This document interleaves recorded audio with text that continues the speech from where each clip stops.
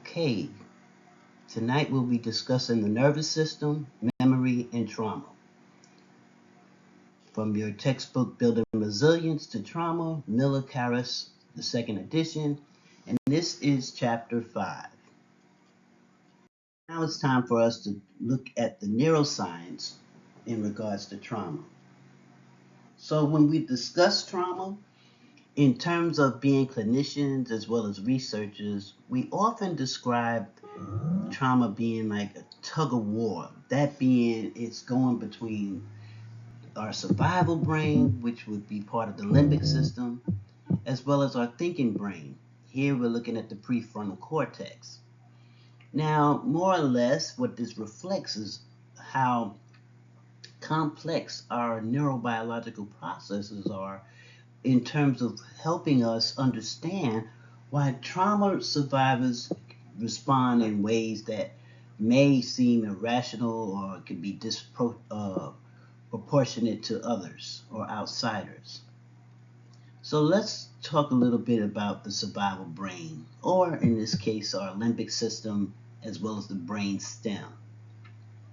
Here, some of the key structures I want you to remember is how we look at the amygdala, our hippocampus, the hypothalamus, as well as the brain stem. Now, the primary functions of these parts of the brain would be in terms of rapid threat detection, emotional reactivity, as well as the autonomic nervous system regulation. So, in other words, we're looking at that fight, flight, or freeze process.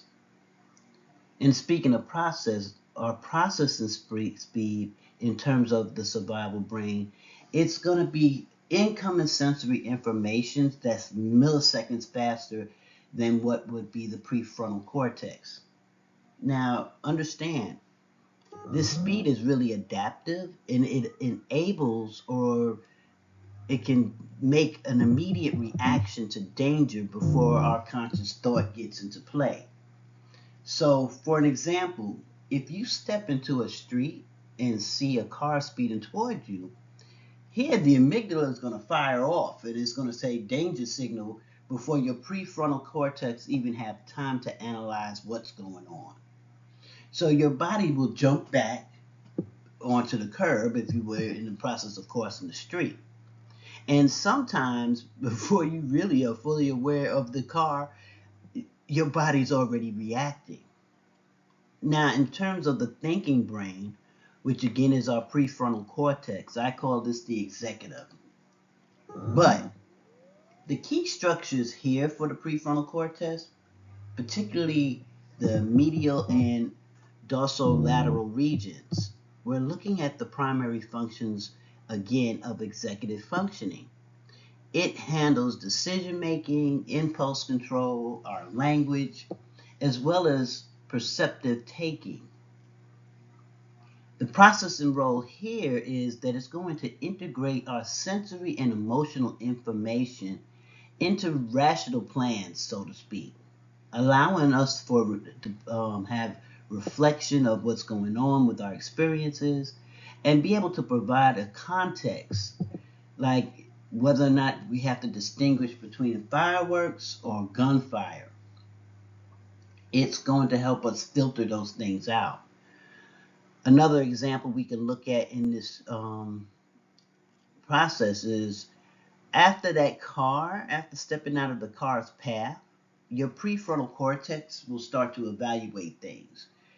You might start thinking, wow, that was close. I really need to pay more attention before crossing the street.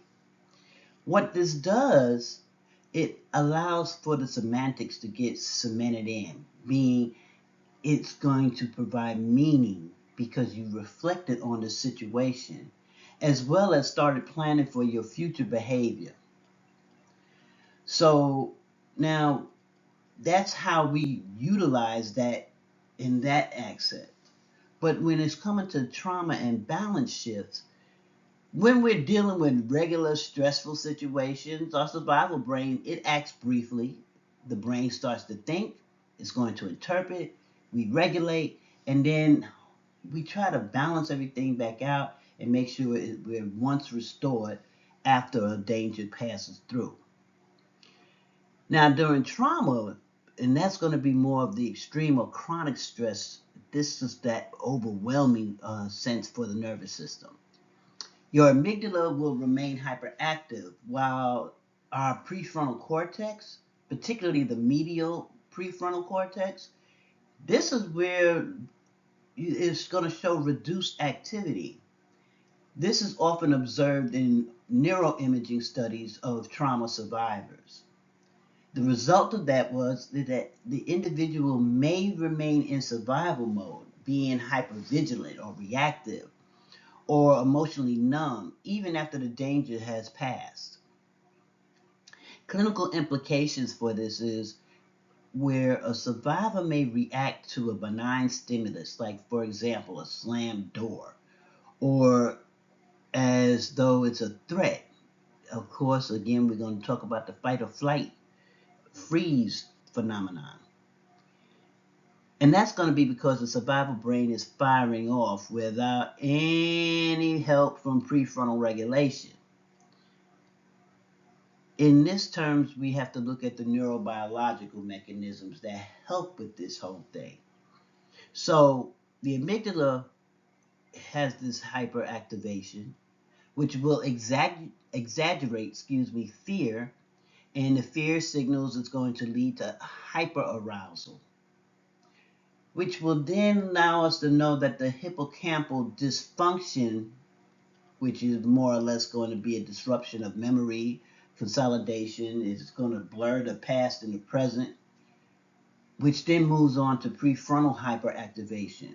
This again reduces that capacity for rational thought, emotional regulation, as well as inhibition of fear responses.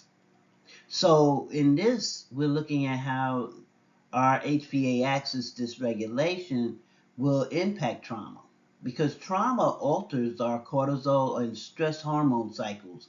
It's going to impact the levels that's produced, perpetuating the imbalance between that survival and thinking systems.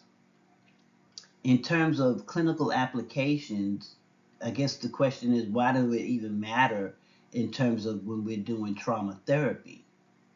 Well, think of it like this. This is a type of bottom-up intervention. Now, we've been talking about, trauma resiliency model and the community resiliency model and how this interplays with our somatic or physical experiences. So what happens is we start to focus on calming that survival brain through body-based awareness. And that's even before engaging cognitive processing. Then we may apply top-down interventions.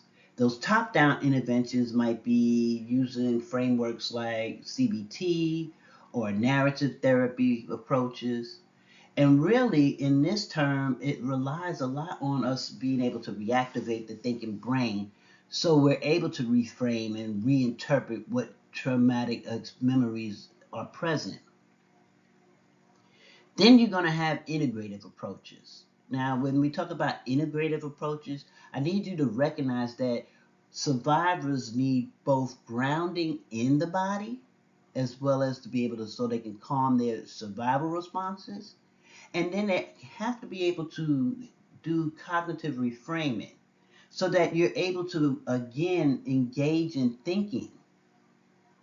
Main thing I want you to remember and take away from this is that trauma will create a neurobiological imbalance. That being our survival brain will dominate because we got to survive. And it's going to be rapid, it'll be emotional, but it's going to also be protective. During this time, though, our thinking brain, our prefrontal cortex, will go offline. It's going to get slower, rational, and more reflective.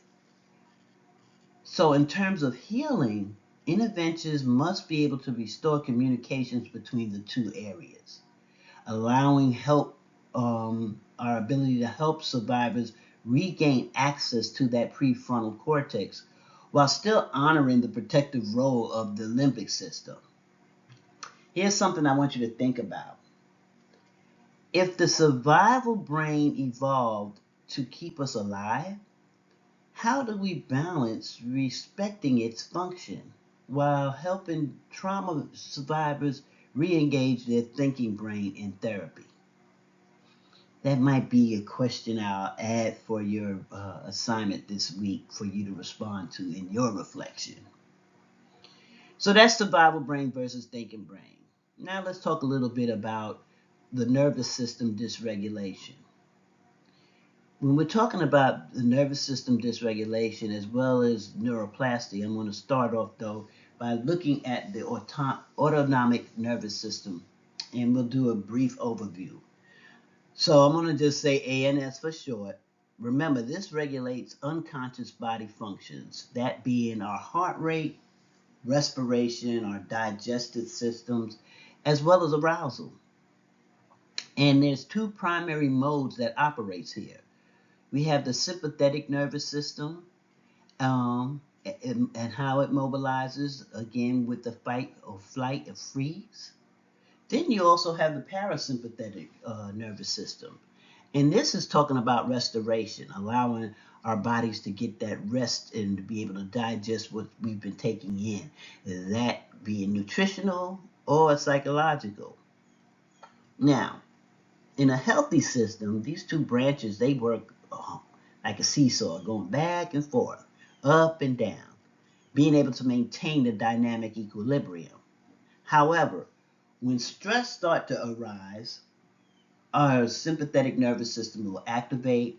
Once the stressor passes, then the peripheral nervous system, or the parasympathetic nervous system, helps the body return to the baseline. When we think about nervous system dysregulation, as we talk about trauma, understand traumatic stress really disrupts our equilibrium. And instead of being flexibly moving between states, our system really starts to get stuck in a survival mode. That hyper arousal that occurs, which would be the sympathetic dominance, it's going to just throw our bodies into a rut. Symptoms may include hypervigilance, racing thoughts. You might experience irritability or anxiety. You might have trouble sleeping and have insomnia. Or any little noise, you have an exaggerated startled response. So when we look at it in terms of neurobiology, we have to look at how the amygdala will stay on high alert, and it's constantly going to be scanning for different type of threats. And what happens is it's going to start pumping out that cortisol as well as adrenaline, and that's going to stay elevated. In terms of hypoarousal, now we have to look at the parasympathetic collapse. Here the symptoms will be emotional numbing. We may become dissociative, fatigue, feelings of emptiness, as well as reducing responsiveness. The neurobiology that is affected here is that there will be the dorsal vagal branch linked to immobilization, and that will be dominating, and it's going to shut down those energy expenditures to help conserve resources. So we've been talking throughout the semester in terms of the resiliency zone, and here Miller Karish uses this concept to kind of describe what the optimal range of the nervous system regulation should be. In terms of when we talk about trauma survivors, now we're looking more often at finding them being able to bounce between the hyperarousal as well as hypoarousal, going within and outside that zone of resilience. And this is going to be without that ability to self-correct. Example that I might be able to give for this to kind of make all this make sense is that if a car accident survivor, they might feel jittery or panicky, and they're unable to sleep. That's a sign of hyperarousal. Later on, they might become withdrawn, feel detached from their bodies, or they might lose motivation. Here you know that this is a sign of hypoarousal. Again, both states reflect dysregulation. So the question then is, why does dysregulation matters anyway?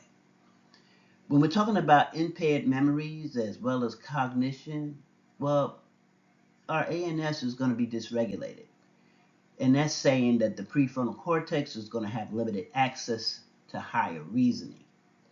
In psychosomatic symptoms, we're looking at how chronic dysregulation contributes to us getting headaches, or we might have gastrointestinal issues. We might experience cardiovascular strain as well as immune suppression, meaning you might all of a sudden get sick out of nowhere easily. You might pick up bacteria or viral infections. So, the relational impact to all of this is people might overreact to the minor stressors or underreact to those genuine threats, which would be impairing trust as well as interpersonal safety.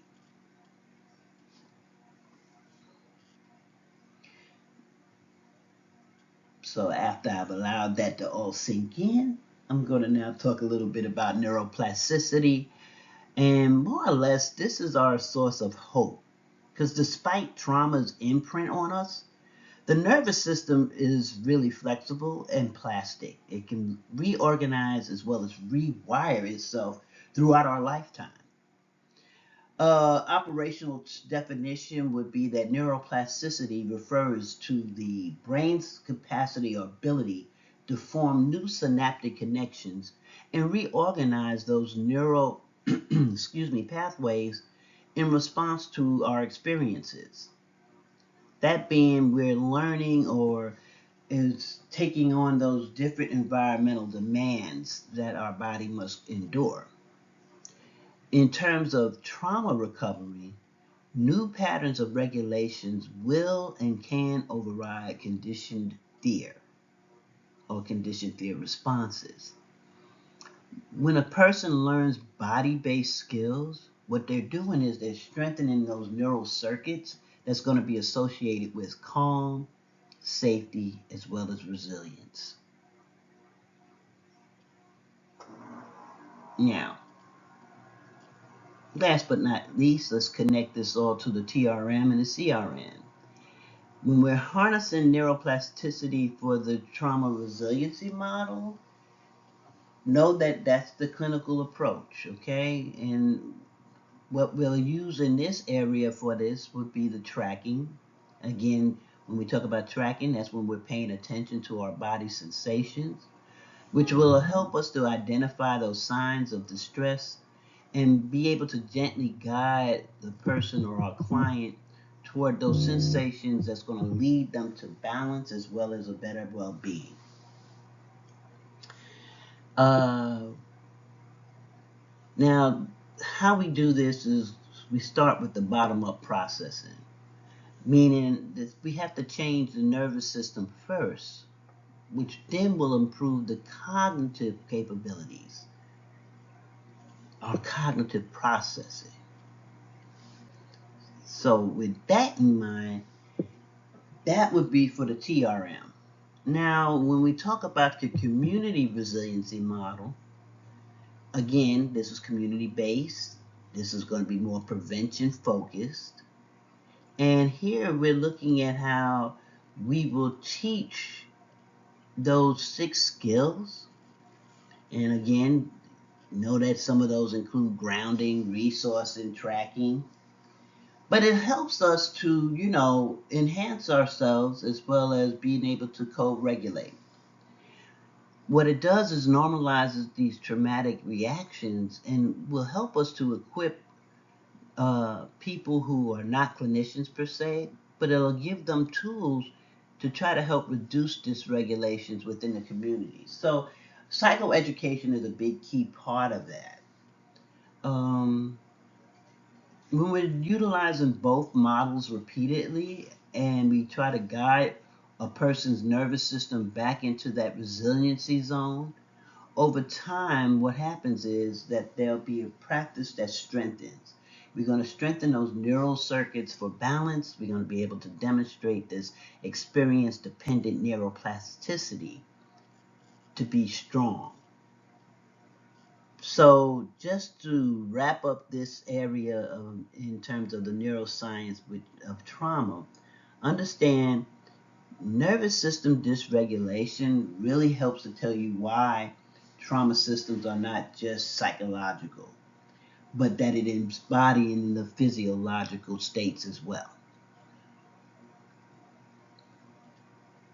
Finally, hyperarousal and hypoarousal are adaptive. What do I mean by that?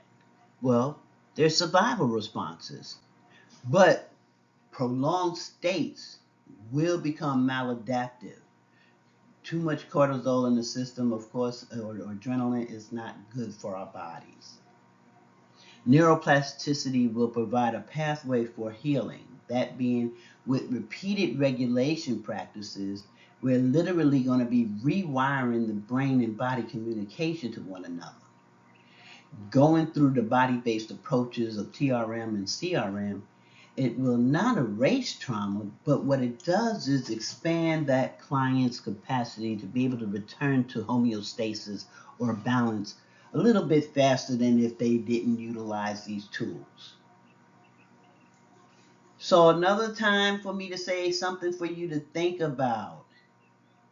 If trauma dysregulation is the body's survival mechanism or strategy, then how can you as a counselor both honor the protective function of the hyper or hypoarousal and still be able to guide your client toward more adaptive regulation?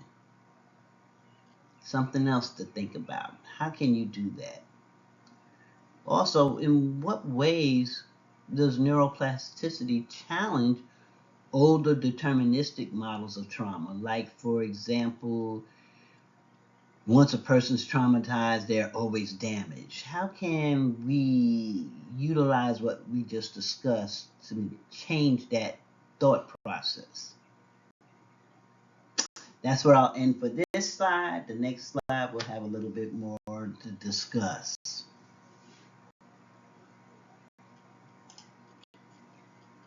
All right, I know I've already discussed a little bit in terms of TRM and CRM and how it associates with neuroscience, but I want to still talk a little deeper about the underpinnings of these two models.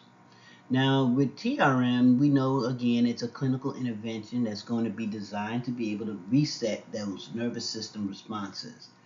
How we do that, though, I only briefly mentioned, but I'm going to talk a little bit more about it now, would be tracking. Here, we're using tracking first and foremost to allow us to recognize our body sensations. What this does is allow us to shift from that dysregulation to balance. Then we can talk about a little grounding, and grounding in neuroscience. Here we're talking more about when clients will start to learn how to orient to pleasantries and be able to have those neutral sensations while engaging the parasympathetic pathways. And what that does is it allows them to start restoring regulation.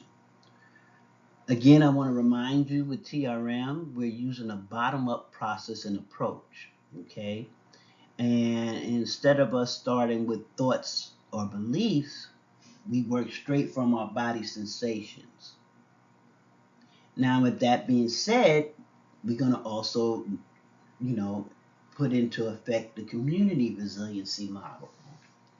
Again, this version is based upon a community and it's designed for more broader populations.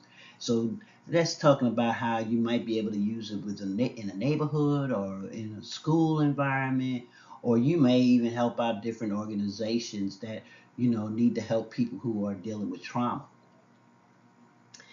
Again, with CRM, we are focusing on the 6 skill sets, and the 3 that I'm mentioning most right now would be the grounding, the resource, and the tracking, where that's going to be with anyone who can learn to regulate that part for the nervous system. The neuroscience basis for this is we want to be able to teach people to start to notice shifts in one's bodily states. This will help us to be able to help them to restore balance within the autonomic nervous system. And again, doing that will widen the resiliency zone. So more or less, when we take TRM and CRM and we operationalize this as part of the neuroscience component in terms of self-regulation, again, we use it as a teaching approach, making people aware of their sensations, helping people to transition from being trauma driven or having trauma driven reactions to be able to have resiliency instead, or resilience driven responses. Okay? Now let's talk about memory systems in regards to trauma. First question, of course, would be, why do we worry about our memories during traumatic situations? Well, trauma is really not only an emotional wound, it's also a neurological disruption of how our memories are going to be processed as well as stored. Survivors, they often describe trauma as living in the now rather than something that happened in the past. Now, to understand why this would be, we really need to be able to explore how the brain handles memory. And under normal conditions, trauma will alter these processes. So, we're going to look at two forms of memory today. The first one I'm going to talk about is implicit memory. Now, this is how our body actually will remember things. An operational definition here is implicit memory really refers to non-conscious body-based memories. It's not experienced as a narrative story, but really more into the sensations, our emotional states, as well as our motor patterns. So, with that in mind, our brain structures, the structures that will be involved from our brain, okay, of course, the amygdala, we just talked a lot about it, and it's dealing with fear and emotional tagging. But the cerebellum is also involved. And here we're talking about the motor memories that occur, as well as other subcortical regions. So some of the characteristics you want to kind of remember is that it's going to be fast, automatic, as well as nonverbal. Here, it does not require conscious awareness to activate. Okay. And encoding, when we're talking about encoding, the experiences are going to be feelings or sensory rather than as a timeline. It's what's felt. An example that we can use in this is, think about combat veterans when they're hearing fireworks and their body instantly tenses. The amygdala has linked loud bangs, it's associated those loud bangs with danger. Therefore, that reaction is going to happen before conscious recognition. And that's just, you know, it's just a celebration, but for that veteran, they don't feel and see that. The clinical insight you might pick up from on this is that implicit memory will explain why our clients often react without thinking. It's that fight or flight again, fight, flight, freeze. Their bodies are going to carry the memory in their muscle tension, the gut responses, or their heart rate changes. Sometimes without their conscious understanding of what's going on around them in the first place. All they know is that that sound happened and boom, the fireworks went off and all of a sudden they're reacting to it. Okay? It's without conscious understanding. All right, so now let me talk a little bit about explicit memory. And when I say explicit memory, this is the story that our bodies or we will tell. An operational definition for this would be that explicit memory is conscious, is declarative, as well as narrative. It allows us to be able to recall those facts and the autobiographical details of that situation. Here, the brain structures involved would be the hippocampus, and this is where it's going to be organizing the events as far as in time and space, as well as our prefrontal cortex. Again, this will be integrating memory with reasoning as well as self awareness. Characteristics that's involved with these areas would be verbal, organized, and context bound. It's going to help us provide temporal sequencing, knowing that more or less it happened and it might have happened yesterday instead of it saying it's happening right now. We'll be able to recall distinctively what's going on. In this situation, it's going to integrate with our identity. It gives us a sense of life, or better yet, a coherent story that we can tell. So think of it like this. An example I can give you is someone's remembering a specific date, place, and sequence of events while taking a stressful exam. That would be an example. The clinical insight for this area would be that explicit memory is really important for making meaningful or making meaning out of the experience itself. When it's functioning properly, it'll allow the trauma to be narrated as a past event. Therefore, we're not reliving it as an ongoing threat. So that's how our explicit memory would help us in this situation. Now, of course, we have to look at how trauma will impact our memory and memory integration. With the hippocampal shutdown, it's going to be during overwhelming stress. The hippocampus is impaired by, again, those high levels of cortisol and adrenaline levels, which we don't want that to be so high. We want to actually bring that down because what happens is it prevents normal encoding of the explicit memory. Now, amygdala hyperactivation. Here it's going to be intensified with implicit encoding, especially fear-related sensory fragments like sounds, smells, or bodily states. And what happens is there might be a fragmentation of memory. This is because the event is stored, not as a coherent story, but more as scattered sensory and emotional imprints.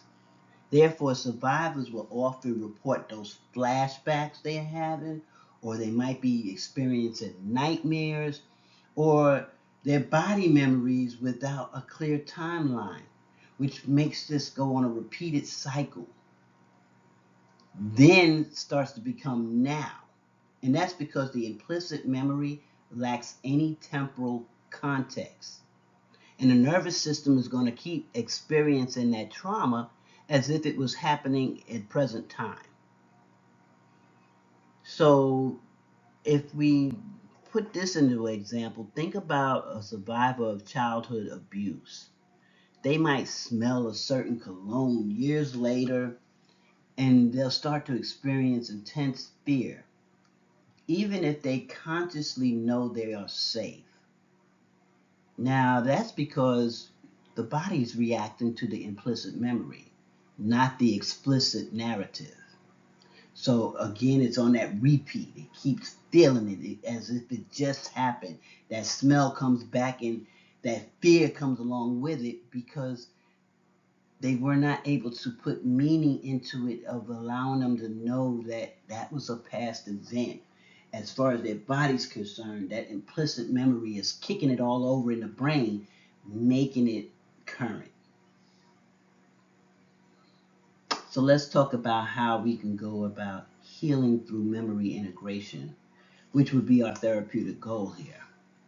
When we're doing trauma treatment, our aim usually is to try to link together the implicit as well as the explicit memories. You want to be able to bring the body's raw sensory memory into the consciousness and narrative awareness. We can do that using TRM and CRM approaches. How do we do that? Well, we take and guide our clients to be able to notice their bodily sensations, which is the implicit, while anchoring in present safety, which is explicit. So over time, our clients as survivors will start to reinterpret the body's reaction as a memory, not as a current threat. So the outcome hopefully will be the trauma will start to shift from being relived in the present to being remembered in the past. An example I can give to this would actually be, let's see, I was in a car accident years ago, back in 2007. Serious car accident. It was actually before I got married, about a month or two before. But I relived that trauma over and over again as if it was just happening. Okay? Didn't realize I was doing that, but my driving patterns had changed. I would be overly cautious. I would always start to sweat and get anxious as I got behind the wheel of the car. When I was able to combine both my implicit memory with the explicit, giving meaning to I survived the car crash. I walked away with just a scratch on the leg, and that I am still in control of who I am and how I can be. Putting that meaning into it, the explicit, it allowed me to eventually put the car accident in the past where it belonged because it no longer had a true effect of how I was living my life today. It is through that mechanism that I was able to remember the car crash and I can talk about it now, but it won't make me feel the same way it did when it happened. It's this type of integration that's going to help reduce the reactivity and it's going to help to restore a coherent sense of self. So, what are some of these implications that I want to hopefully impart on you, not depart, but impart? Well, I'm about to depart this slide, but anyway. The first thing I need for you to do is to be able to assess a situation when we're thinking about these two type of memories. Watch for those implicit memory cues. And it's going to come through body language. It might happen through startled responses, or there might be some unexplained physiological symptoms involved. So you have to look at those things when you're assessing your client, okay? And if this is something you see, then in terms of intervention, you're going to use grounding, okay? You'll use body tracking, and we're going to do resourcing so we can help connect body memory with conscious awareness. Now, what I need for you to also consider is the ethical implications. You don't want to be pushing explicit recall too quickly, okay?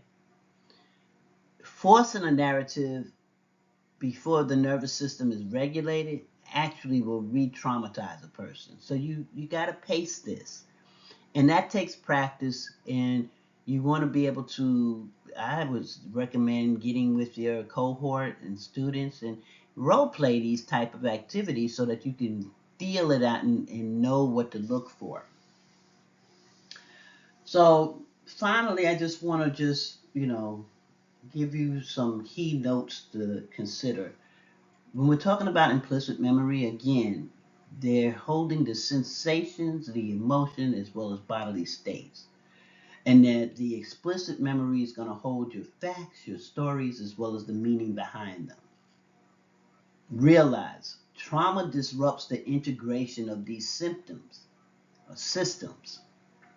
It leaves clients caught in implicit, reliving without that explicit context. Healing will require us getting our clients to reconnect those two systems and helping them experience trauma as a past then event and not a now present event. Something to think about. How can clinicians ethically and effectively help bridge the gap when we're talking about implicit and explicit memory without overwhelming a person or re-traumatizing them when we're looking and working in this process? Something to think about. And now I can wrap up this slide. Right now, I'm going to just discuss some of the implications in terms of healing, looking at healing and integration. Healing requires integration when we're discussing implicit and explicit memory. Again, with TRM and CRM, these are the tools that we might use to help bring awareness to our clients' body sensations. And again, when we're talking about body sensations, we're looking at the implicit memory. While we're going to be grounding them in present moment safety, and that represents the explicit context. Now, the integration helps shift the trauma, and that's going to be from a lived in now experience to a remember the past experience.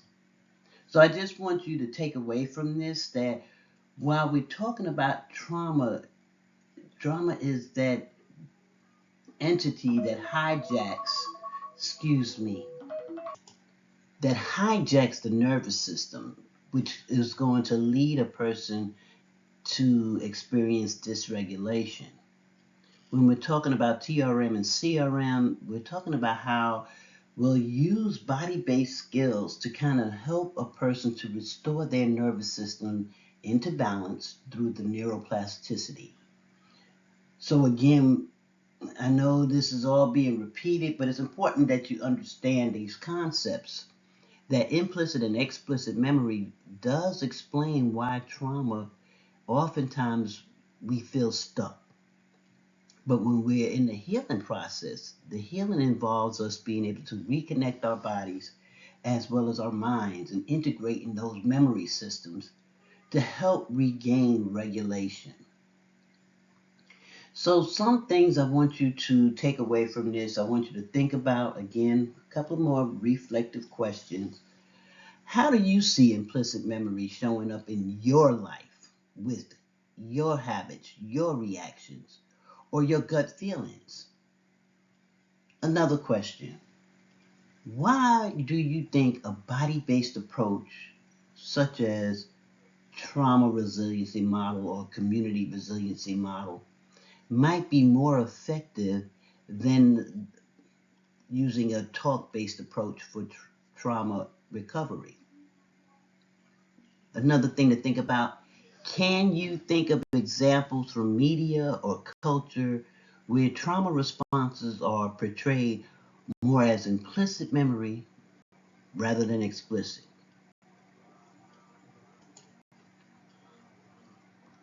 Just some things to think about, okay? Okay, so I will stop here. I have a wonderful surprise, but I need to apologize first. I know that we were supposed to have a synchronous class this evening. However, I came across a true gem that you will watch in addition to my lecture. The YouTube video is a grand rounds featuring Elaine Miller Karras.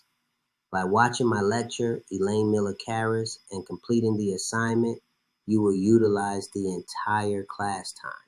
So that's why it is asynchronous. Once you've completed the videos, please proceed with this week's reflection assignment. Use the videos and the textbook as sources for possible in-text citations. Remember to write in APA format. So have a great rest of your week, and we'll talk again soon.